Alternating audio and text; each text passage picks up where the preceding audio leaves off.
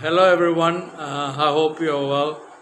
I wanted to continue on my legend series, and today I wanted to give someone who was the spearhead of the Australian bowling attack from the mid 1980s to the early 90s or mid 90s, and someone who was also a bowling coach for Australia in two spells, and someone who was also one of the heroes of the 1987 Reliance World Cup that Australia won.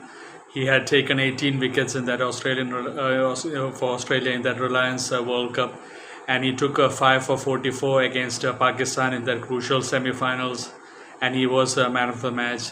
And he is one of my earliest memories in cricket, even though I remember the 1985 World Championship when I was only 3 years old. I remember McDermott in 1987 Reliance World Cup when I was like 4 years old. I remember him bowling against Pakistan and taking wickets. Yeah, I already gave the name. I'm talking about Greg McDermott, who was nicknamed Billy. He was born April 14th, 1965 in Queensland, and he was a terrific bowler for Australia from late 80s to mid 90s. And he made his test debut in 84 when he was only 19 years versus West Indies as well. In all, he played 71 test matches, and he took astonishing 291 wickets with 14 5-wicket hauls and 2 10-wicket hauls. And he played 138 one-day internationals, and he took 203 wickets as well. He is one of the first bowlers to take 200 one-day wickets. In that time, 200 was like a big milestone, and he was one of the first few players, bowlers to take 200 wickets. But he was a lot overbowled and he kind of burned out. Otherwise, he could have played around 100 test matches easily, but he only played 71 matches. And injuries, he had a lot of injuries, and he struggled with injuries, and he missed that famous history-making tour of West Indies in 1995, when Australia became the first team in many years to beat West Indies in a test series, including that win in Barbados, Bridgetown. McDermott missed that tour with injury, and he also missed almost the whole 1996 World Cup as well. And he, together with Murphy, who obviously was the opening bowler, and everyone will remember Greg McDermott wearing the sunscreen. Alan Donald obviously was very famous in the 90s. Dominic Cork also wearing the sunscreen, but in the late 80s, the first memory that comes to my mind is Greg McDermott, who used to wear the sunscreen on his nose and around here. Yeah, I mean, and he had very good rhythm. He was a powerfully built fast bowler. He was 6'3", I think, around 191 centimeters, and he was very powerfully built, and he had a lot of pace. And he was more like a rhythm bowler. When he was on full song, it was difficult, and he had a very good outswinger. I remember even in that 87 World Cup against Pakistan, bowling outswingers, he had a really good outswingers. I mean, just like Hadley as well, Richard Hadley, these are a couple of them who come to mind who had excellent outswingers, and obviously James Anderson as well, Dale Steyn. I mean, the list will go on and on. But Greg McDermott did have a really good outswinger with good pace as well, and he was one of the best outfielders, I have to say. He had such a powerful throw from the boundary, obviously being a powerful man and a fast bowler, and he had very accurate throws. He gave really accurate throws to the wicketkeeper as well.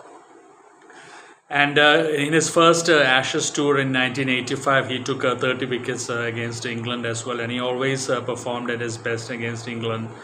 And in that 1987 World Cup, taking 18 wickets in the subcontinent, obviously the Reliance World Cup was held in India and Pakistan. Taking 18 wickets in Indian conditions also says how good a bowler he was to take wickets in the Asian subcontinent.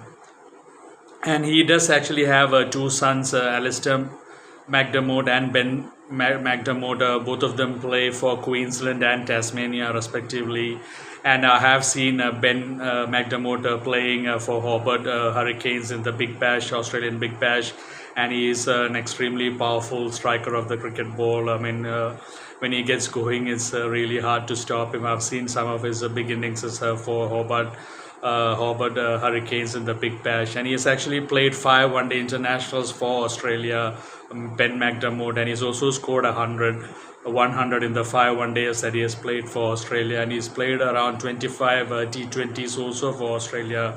Ben McDermott is a very promising player. Greg McDermott's son, and obviously I don't know if he's going to play more for Australia. He really is an amazing striker of the ball, I have to say. Anyway, coming back to Greg McDermott, I mean, he was excellent in the 80s, late 80s. I've seen, I mean, in my early years of watching cricket, I mean, I've seen test series against India. Greg McDermott was really difficult to handle. I mean, he had a lot of pace and bounce and that outswinger, and especially on those Perth Wacker wicket, he was very difficult. And I mean, Tendulkar played one of the greatest innings when he was young, when he scored that 100 at Perth as well at Wacker against McDermott and Merv Hughes. I've said that in Tendulkar's video. And McDermott, I mean, obviously nicknamed Billy, he was such a big bowler for Australia. I mean, he is the one who led the Australian bowling attack from the late 80s, mid 80s to the early mid 90s until Glenn McGrath came. It is, I mean, that series that I was talking about, 95, the tour of West Indies, and Greg McDermott missed because of injury.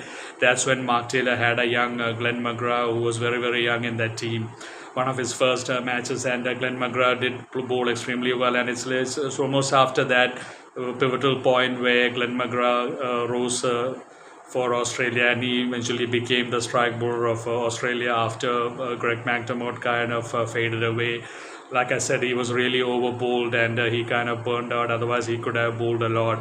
There are a lot of bowlers like that, Andy Roberts, John Snow. I've mentioned a few bowlers who have been over bowled and burned out. Anyway, that is my video on Greg McDermott, who was nicknamed Billy, and like I said, he was one of the heroes of the 1987 World Cup, Reliance World Cup, where he took 18 wickets, and he took 5 for 44 against Pakistan in that semi-final, and he was the man of the match. And he was also the bowling coach of Australia, and such a powerful built person. And he was also not a bad batsman as well. I mean, he could be a stubborn, resistant batsman. I mean, in that famous 94 Sydney Test, where South Africa beat Australia by just 5 runs when Fanny de Villiers took a lot of wickets, McDermott actually had scored 29 not out in that 4th innings, and he was giving stubborn resistance, and he almost single-handedly won the match for Australia. So he was, when he batted well, not that he was a real top-order batsman, but he could really strike powerful blows because he was such a powerfully built person. So that is my video for Greg McDermott. I'm sure a lot of people have great memories of Greg McDermott, especially people who have watched the 1987 Reliance World Cup. He was such a huge figure in that 1987 Reliance World Cup, winning Australian team under Alan Border. Even David Boone had an excellent World Cup in that Reliance World Cup. So that is my video on Greg McDermott, who took 291 test wickets in just 71 matches, and took 203 one-day wickets in just 138 one-day matches. Hope you have enjoyed this video. Take care. God bless you.